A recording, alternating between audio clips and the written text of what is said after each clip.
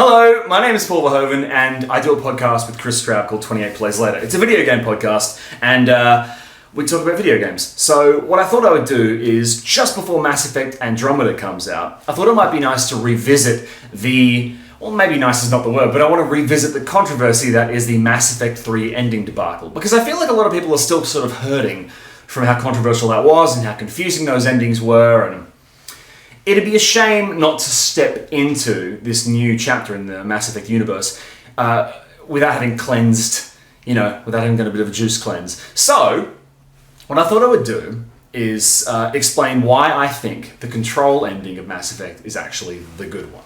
Now, bear with me for a second, because Mass Effect 2 had an incredible ending. The writers did what writers of any, good narrative do, and they wrote an ending.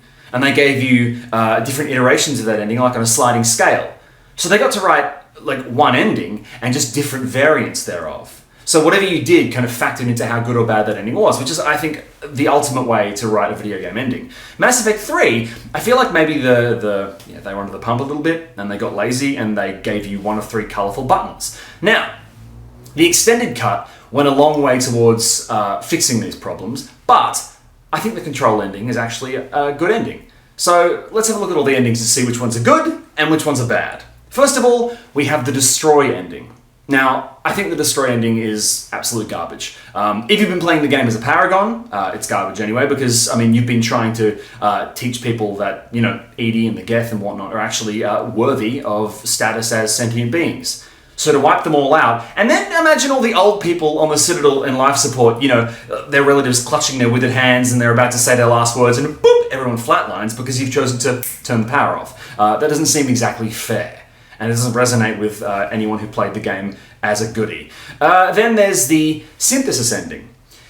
I don't think a good guy or girl or whatever, per se, would impose an evolutionary step on an entire galaxy. I feel like that's sort of intense. In a game that is based upon the premise that the hundreds of hours of choices you've made add up to something that really matter in the end, robbing choice from every character in the game till the end of time seems a little bit contrary to the spirit of the proceedings. So the Control ending, it's bad. You become Reapers, you might say. Well, here's my counterpoint. Try and imagine Gandalf. Yes?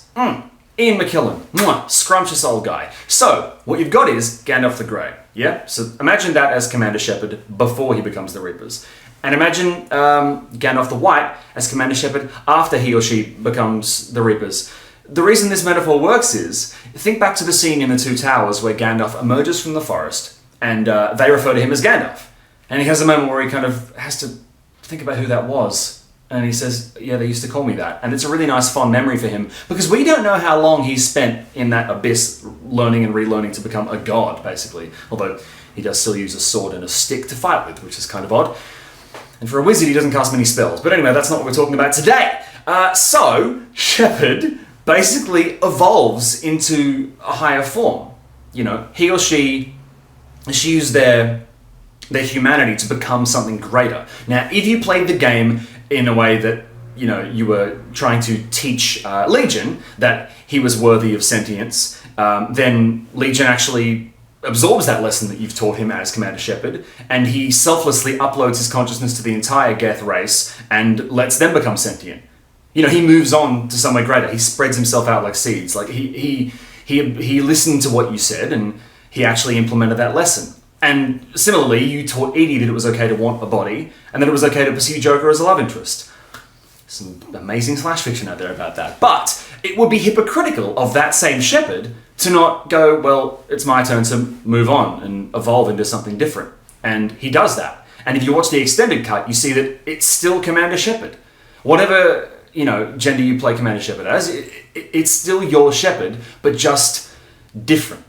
Like one level up. Just 2.0. And it's appropriate that someone called Shepard now gets to shepherd the galaxy without fear of age or, age is the main one really that's going to stop you. And I was playing the game as a biotic, and biotics only live into their late 40s. So, and they get migraines. Reapers don't get migraines as far as I know. So I hope you agree with me. If you don't, that's totally fine. Just leave your comments in the comment section below. Really looking forward to Mass Effect. I'm going to be live streaming all 3 Mass Effect games in order, including all the DLC, all the way up to Mass Effect Andromeda's release. So if you follow me on Twitter, at Paul Verhoeven, and on twitch.tv, at Stormbarrow, that's one word, you can watch me play Mass Effect. Hope you've enjoyed the video, and I'll catch you later.